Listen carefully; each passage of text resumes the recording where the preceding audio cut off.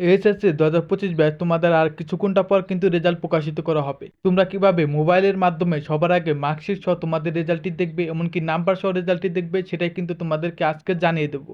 Number সহ রেজাল্টটি দেখার জন্য তোমরা সর্বপ্রথম যে কোনো একটি বাজার ওপেন করে নেবে। আমি কোন বাজারটি এখান থেকে ওপেন করে নিচ্ছি।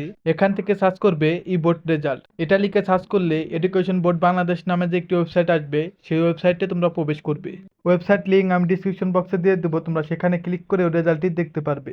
এখন তোমাদের এই ফর্মটি পূরণ করতে হবে। এই ফর্মটি পূরণ করলে তোমরা কিন্তু তোমাদের রেজাল্টটি দেখতে পারবে। এখানে এক্সামিনেশনের জায়গায় এসএসসি আনলিম এটা সিলেক্ট করবে।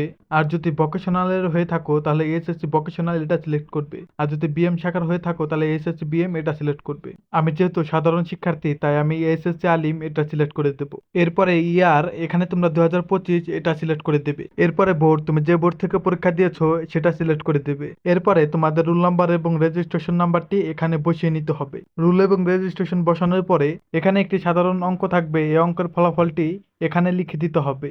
সবকিছু লেখা হয়ে গেলে এখন তুমি যদি সাবমিট বাটনে ক্লিক করো তাহলে তোমার রেজাল্টটি কিন্তু দেখতে পারবে। সাবমিট বাটনে ক্লিক করার আগে আমি দোয়া করি তোমাদের সকলের রেজাল্ট যেন খুবই ভালো হয় এবং তোমাদের মনোবাসনা যেন পূর্ণ হয়। তোমরা দোয়া করে এরপরে সাবমিট বাটনে ক্লিক করবে। সাবমিট বাটনে ক্লিক করলে তোমাদের রেজাল্টটি কিন্তু এখানে শো করবে। এখানে দেখতে পাচ্ছ বর্তমানের নাম্বারটি কিন্তু দেওয়া নেই, কিন্তু পরবর্তীতে এখানে নাম্বারটি যোগ করা হতে পারে।